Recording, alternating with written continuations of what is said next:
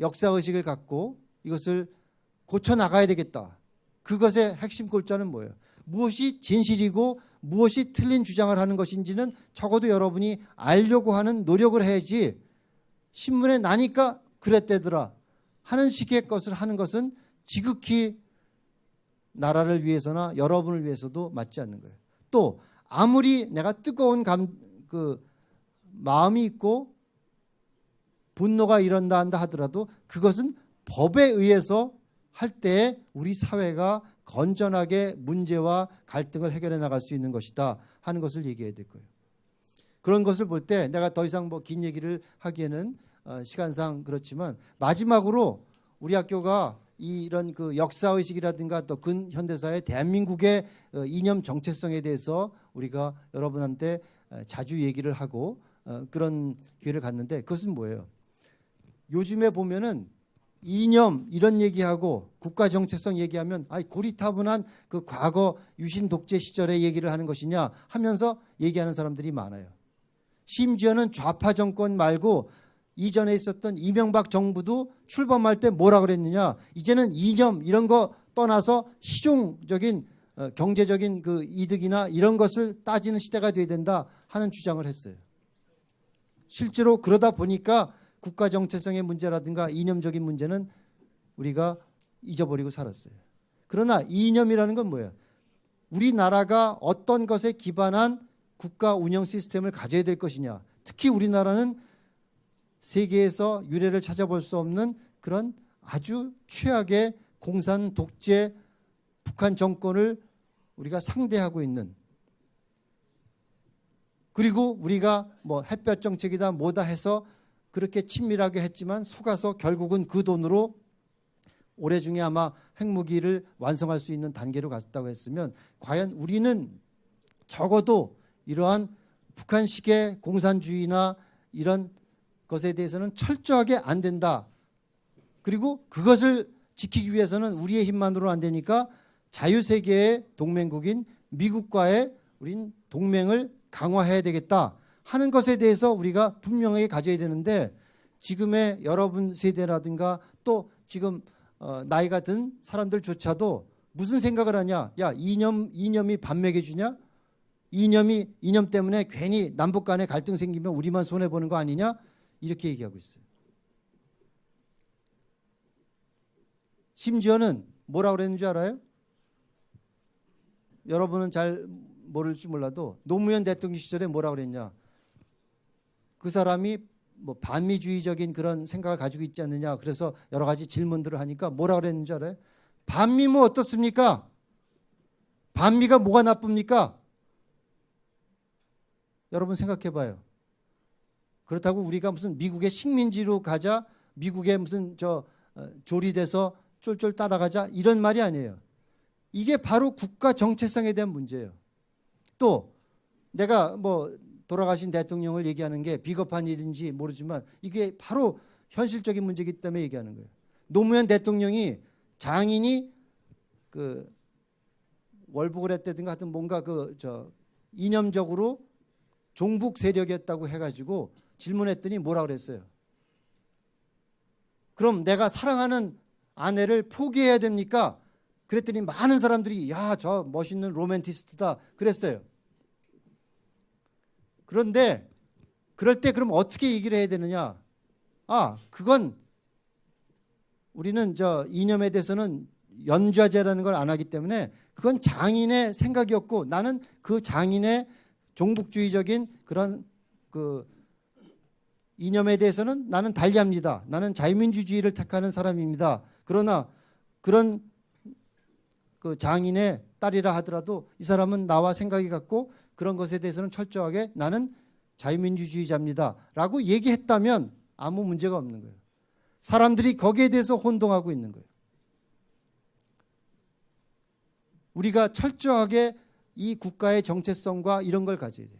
흔히들 진보와 보수가 양날개처럼 같이 있어야 균형을 잡는다 하는 얘기를 하는데 그거는 이념의 첫 번째 부분과 두 번째 부분이 달라요.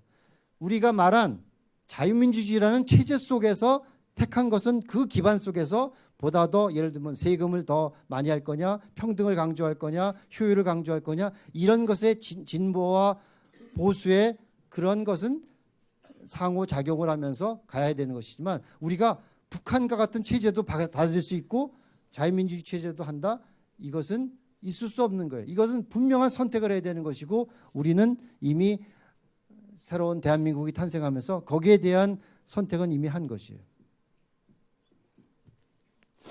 그래서 내가 말을 마치겠는데, 우리가 이런 사태를 바라보면서 여러분이 역사의 방관자가 되지 않고 무엇이 과연 옳은 길인가 하는 것에 대해서 보다 책임 있게, 그러면서 내가 말한 것처럼 진실을 알려고 하는 노력, 그 다음에 법치주의를 우리가 훼손시키지 않는 그 논의가 될 수 있도록 여러분이 그 생각을 가지고, 이게 과연 법치주의에 맞는 것인가, 법의 어떤 절차적인 정당성을 가졌는가, 이런 것을 여러분들이 주목해 볼 때 역사에 책임 있는 사람으로 여러분들이 있고, 또 바로 그러한 소위 말하는 깨어있는 국민이 있을 때 나는 우리나라에 앞으로 희망이 있다, 이런 생각을 하는 겁니다. 그래서 내 얘기는 이것으로 마치겠고, 지금 내가 얘기한 것에 대해서 의견이 다르거나 또 다른 면에서 질문할 것이 있으면 한 두세 사람 질문 받고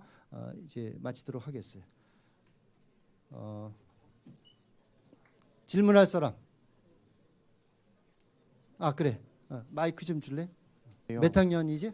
1학년 2반 그래. 16번 박유한이고요. 그 법적인 잠깐 조용히 하고 잘 들어요. 법적인 절차를 지키지 않았다고 했는데 법적인 절차를 지키지 않은 부분이 어떤 부분이 있었는지 설명해 주실 수 있으며, 또 태블릿이 나왔을 때 그러면은 그 박근혜 대통령이 가지고 있던 연설문의 내용과 왜 일치했는지를 최순실의 것이 아닌데도 왜 일치했는지를 설명할 수 있는지도 한번 말씀해 주실 수 있을까요? 그래, 두 가지. 첫 번째, 내가 사실은 설명을 했는데 놓친 것 같아. 법적인 절차성이 부족하다. 이제 헌법재판소를 가지고 얘기를 할 때에도 뭐예요? 헌법재판소의 법률 조항에는 다른 사안에 대해서는 민사소송의 절차를 밟는다. 단 탄핵 사건에 대해서는 형사소송법을 한다는 거예요. 그건 뭐예요? 형사라는 것은 이렇게 화해 조정을 하는 민사와는 달리 네가 죄인이냐 아니냐 유무죄를 따져야 되는 그런 것이에요. 그러다 보니까 더 엄격하게 해야 되는 거예요. 그러면 헌법재판소가 할 때는 이 사람이 죄가 있느냐 없느냐를 밝히는 데를 꼭 해야지만 그것이 유죄라고 나왔을 때 헌법 몇 조에 의해서 이것은 탄핵 사유가 된다, 이렇게 얘기해야 되는데, 그러한 과정이 지금 생략된 대로 빨리 끝내고 빨리 해야 된다라는, 어떻게 보면 정치적인 판단을 한다라는 게 그 하나만을 볼 때에도 법적인 적이 없다는 거예요. 다만 그 다음에 두 번째, 증거에 대한 거를 할 때 이것도 이제 법적인 절차의 문제와 관련되는데, 타블렛 PC에서 연설문이 나왔다.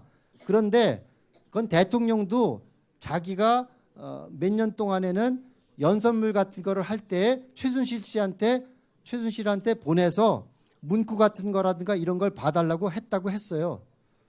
그런데 태블릿은 자기 게 아니라고 그랬어요. 그리고 나오는 증거에 의하면 PC나 이런 데에 있었던 것들을 갖다가 타블렛에다 옮겨놓고 그 입수하는 과정과 이런, 그게 뭐 그 사람들은 쓰레기통에서 건졌다 뭐 했다 이런 말들이 다 나오는데, 독일에서 가져왔다, 그게 하나도 밝혀지지 않았고 그것을 조사해 달라고 하는 피고 측의 주장이 있었는데도 조사하지 않아요. 심지어는 그것을 최초 보도했던 JTBC조차는 뭐라고 얘기하느냐, 그것이 혼란스럽고 하니까 지금은 뭐라고 그러냐, 아예 타블렛 PC가 뭐 증거의 효력도 없고 그게 중요한 게 아니라 다른 걸 볼 때 국정농단이 있었다 하는 식으로, 그거는 이제 그 논란이 되니까 불리하니까 빼버리는 거예요. 바로 그러한 것들이 하고, 그런데 그러면 왜 연설문이 갔느냐? 연설문이 갔어요. 그런데 밝혀진 바에 의하면 모든 연설문을 박근혜 대통령은 자기가 할 줄 몰라서 최순실이 다 고쳐줬다. 그건 아니라는 게 나와 있어요. 그러면 왜 연설문을 주고 고쳤느냐? 그건 뭐냐면, 뭐 그거는 내가 대통령의 속마음까지 내가 얘기할 수는 없지만, 많은 경우에도 내가 연설문을 할 때에는 어떤 일반 시민들이 볼 때는 어떻게 생각할까 하는 것에 대해서 의견을 듣고 요거 고치면 좋겠다. 요런 건 좀 넣어줬으면 좋겠다 하는 의견을 듣는 것은 이걸 국정농단이라고 할 수 없는 거예요. 그런 상황으로 보면 돼요. 그다음 그래 마이크 좀. 몇 학년 몇 반이지? 저 2학년 6반 8번이요. 네, 김범준이라고 하고요. 조용. 네, 일단 아까 전에 북한에는 배울 게 없다는 말씀을 하셨는데 뭐라고? 그러니까 북한에 아까 전에 북한에 배워야 할 게 없다라고 말씀을 하셨는데 그 무슨 말이지? 아까 전에 북한을 배워야 될 게 없다? 아까 그 노무현 대통령 그러니까 장인어른께서 장인이 네, 그 월북을 했는데 월북한 사람이어서 네, 공산주의자가 아니냐라는 공격을 받으니까 그런 말을 했다 이거지. 네, 그런 말을 하셨잖아요. 근데 제 생각은 그러니까 제가 질문은요. 그러니까 북한이 지금 물론 좋은 체제는 없고 배울 점은 없지만 만약 배울 점이 있다면 어느 나라든 간에 관련하지 않고 그런 뭐 공산주의든 뭐든 간에 좋은 것을 배워오는 게 맞지 않을까요? 어떤 거에 좋은 점이지? 그러니까 어떤 좋은 점이 있을 거 아니에요. 배울 점이 있다면 그것을 다 배우는 게 올바른 게 아닐까. 네. 그래. 아닐까라는 일반적으로 그 말이 맞는데 좋고 나쁘고를 우리가 구별할 줄 알아야 되겠죠. 북한에 예를 들어서 나도 뭐 내가 태어난 곳은 이제 서울이지만 나도 저 고향이 북한이에요. 북한의 뭐 그런 정서나 또 북한 사람을 우리가 미워하자가 아니에요. 북한의 정권이 가지고 있는 통치 시스템은 국민의 자유를 제한하고 인권을 제한하는 그것이 없어져야 된다는 것이지 북한의 전체를 다 우리가 뭐 나쁜 것으로 보자 이런 뜻이 아니에요. 그러니까 그 말에 대해서는 좀 구별해 들었으면 좋겠어. 또 잠깐만 조금만 더 한 5분 내로 끝날 테니까 다시 집중해서 들어요. 저 지금 전에 말씀하셨던 그 박근혜 지금 탄핵하는 게 퇴임이 다 돼가는데 왜 이제 하냐고 하시는데 되게 저는 교장 선생님 말씀이 되게 모순되었다고 봐요. 막 저희 보고 막 정의롭게 살라고 막 진실되는 걸 막 알라고 막 하시는데 저희는 그게 탄핵되는 게 진실이라고 생각하고 정의라고 생각하거든요. 그거에 대해서는 어떻게 생각하시는지. 두 가지 얘기를 한 것 같아. 두 가지를 얘기했어요. 잠깐만 내 얘기 들을 수 있어? 다 주목해 봐라. 지금 굉장히 여러분의 생각과 많이 공유할 것 같아, 그지? 이 학생의 주장처럼 두 가지를 얘기했는데 공유하지 않아? 많은 학생들은 두 가지 얘기를 했어요. 뭐냐면 정의롭게 살라고 하면서 근데 뭐라 그랬지? 임기 말인데 이것을 하는 것이 임기 말이니까 정의를 좀 지키지 말자라는 얘기처럼 들렸다 이런 거죠. 그죠? 임기 말에 탄핵하는 것이 과연 적정하냐 이런 말을 했다는 거죠. 그지? 내가 그렇게 얘기했어. 그렇지? 그렇다면 정의를 위해서는 임기가 한 달 남아도 탄핵할 건 해야 되는 거 아니냐 이 얘기를 하는 거죠. 그런데 두 가지가 잘못된 게 뭐냐면 하나는 대통령이 잘못한 게 있는 것을 탄핵이라는 것만으로 해서 그 재판하라는 게 아니에요. 그거는 임기 말 종료하는 순간 다 재판받게 돼 있어요. 그러니까 정의가 없어지는 게 아니에요. 그렇다면 왜 대통령은 임기 중에는 아주 중대한 뭐 내란과 외환의 죄가 아니면 기소되지 않는다라는 것은 기소를 없앤다는 얘기가 아니에요. 그 기간 동안은 중지해서 임기를 끝난 다음에 하는 거예요. 그거는 왜냐? 대통령이 갖고 있는 중요한 직책상의 문제. 예를 들어서 우리 버스를 운전하는 운전수가 막 욕을 해대고 우리 학생들한테 야, 이 자식들아 너희 왜 이렇게 막 하면서 부당하게 대우했다고 치자고. 그럴 때 마음 같아서는 아저씨 뭐예요? 그러고 막 따지고 싸우고 싶죠. 그러나 그 사람이 운전하는 동안에는 기분이 상하면 결국 사고의 위험성도 높기 때문에 그 문제를 정의의 입장에서 따지지 말라는 게 아니에요. 운전을 끝나고 해서 다른 방법으로 거기에 대해서 항의하고 따지라는 거예요. 왜? 그게 바로 우리 전체의 이익이 되기 때문이지 정의를 훼손하거나 방관하자는 얘기가 아니에요. 그리고 탄핵이라는 거는 뭐예요? 아까 말했듯이 상당히 오랜 기간 걸리기 때문에 적어도 재판도 하는 과정이 6개월 내지 1년이 걸린다면 지금 1년밖에 남지 않은 동안에 해서 탄핵을 하고 한다면 탄핵을 하는 것도 헌법재판소상 6개월은 걸리게 돼 있어요. 그죠? 6개월까지 하게. 그러면 6개월 하면 한 4, 5개월이 남은 대통령을 가지고 그 당시에 그러면 2개월 후에 대통령 선거를 한다면 12월 달에 할 거를 10월 달에 하는 건데 그 과정에서 생기는 혼란성을 볼 때 헌법의 정신처럼 대통령에 대해서는 기소나 이런 것을 유예시키자는 것이지 정의를 후퇴시키자는 말이 아니라는 거예요. 마지막으로 한 사람 더. 그래. 안녕하세요. 그래. 2학년 1반 18번 박대현입니다. 먼저 그 타블렛 PC에 대해서 좀 얘기를 많이 하셔서 묻고 싶은 게 있는데 박근혜 대통령이 그 최순실하고 이제 국정농단을 벌이면서 벌였던 것에 대해서 이제 다른 근거와 정황들에 의해 그들의 범죄가 밝혀지게 되었는데 잠깐만 조용히 해봐. 잘 안 들려. 그들의 범죄가 밝혀지게 되었는데 굳이 타블렛 PC에 그렇게 주목을 해야 하는지가 의문이고요. 그다음에 아까 전에 얘기하셨던 그 중국의 그 44번 버스 그 버스 기사분이 승객들을 자신을 도와주지 않았던 승객들을 같이 죽음으로 몰고 간 것에 대해서 어떻게 생각하시는지 궁금합니다. 그래. 내가 시간 관계상 그 버스 얘기부터 하면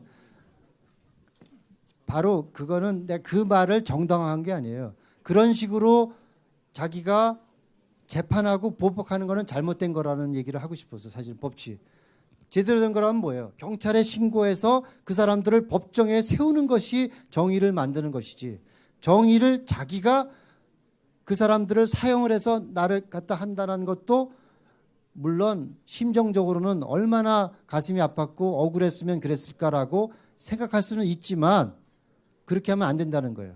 그러니까 그런 면에서는 오해할 수 없어야 되고 아까 조금 전에 말한 게 타블렛 PC가 뭐가 그렇게 중요하냐 이런 말이지.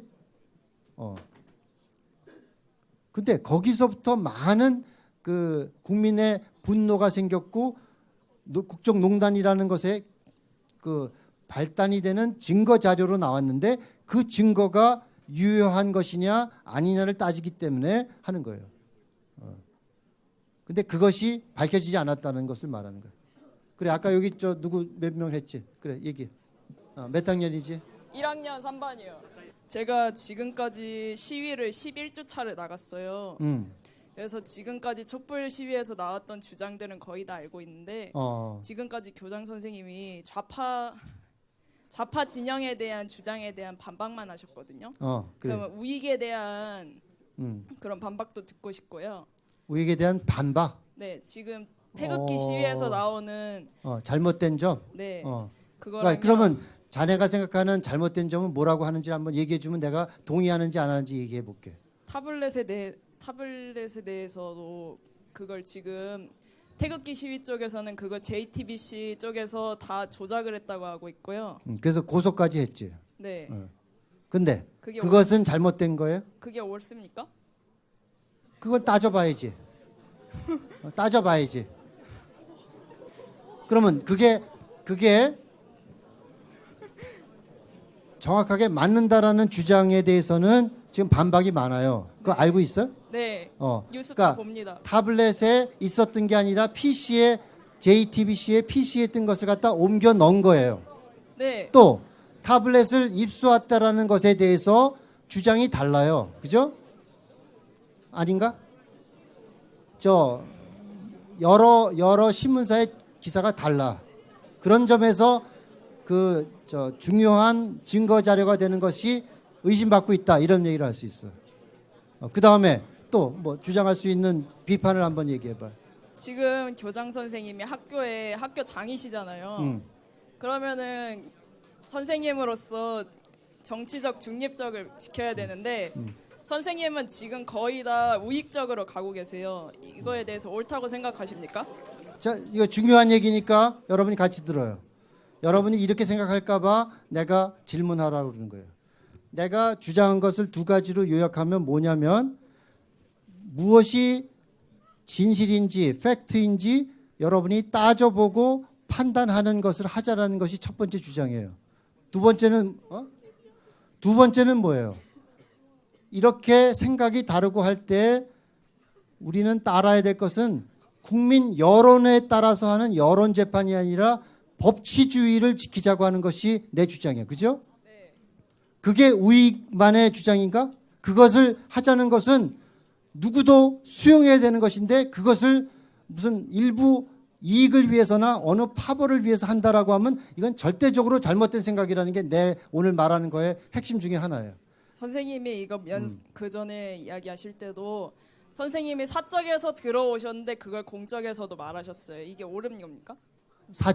사적에서 들어오신 내용을 공적에서도 지금 이 자리에서도 사적에서 말하셨어요. 들어온 것이 아니라 뭘 말하는 거예요? 내가 사적이라는 것은 사적으로 하는 게 아니라 여러 의견이 다른 법률가들의 주장에 대해서 내가 취사 선택해서 지금 여러분이 알고 있는 것에 대해서 다른 면을 부각시켜 주는 것이지 내 개인의 의견으로 얘기하는 게 아니에요. 법치주의 이런 것을 주장하지 않는 건 내 주장일 수도 있지만 많은 전문가들이 해야 되는 주장을 얘기한 것이에요. 내 주장도 들어있는 것이지. 그런데 그것이 왜 정파적으로 해석돼야 되느냐 하는 거예요.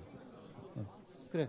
또 아까 여기서 아까 우리 저 학생이나 나하고 디베이트를 하고 싶은 사람들은 언제든지 내가 방에서 뭐 1시간이도 좋고 2시간도 좋으니까 여러분들이 와서 얘기하기 줘요. 내가 아까 했던 말 한마디만 다시 여러분한테 리마인드 하는데 여러분이 지금 그렇게 생각하고 분노하는 것이 내가 전적으로 잘못됐다라고 생각하지 않아요. 아까 말했듯이 내가 사랑하는 사람을 놓쳐서 죽고 싶은 마음을 내가 비난하고 싶은 마음이 없어요. 그러나 그 생각만이 다 맞을 거다라고 그렇게 고집하는 것에 대해서는 나와 같은 사람의 생각이 어떤 것인가 또 내가 주장하는 것은 과연 맞는 것인지 들어볼 줄 알고 그 다음에 여러분이 최종 판단하는 게 더 지혜로운 일이다. 이걸 내가 여러분한테 오늘 주고자 하는 것이니까 오늘 흡족하지 않은 것은 나한테 언제든지 찾아와서 토론해 주기를 바래요. 그래, 이상.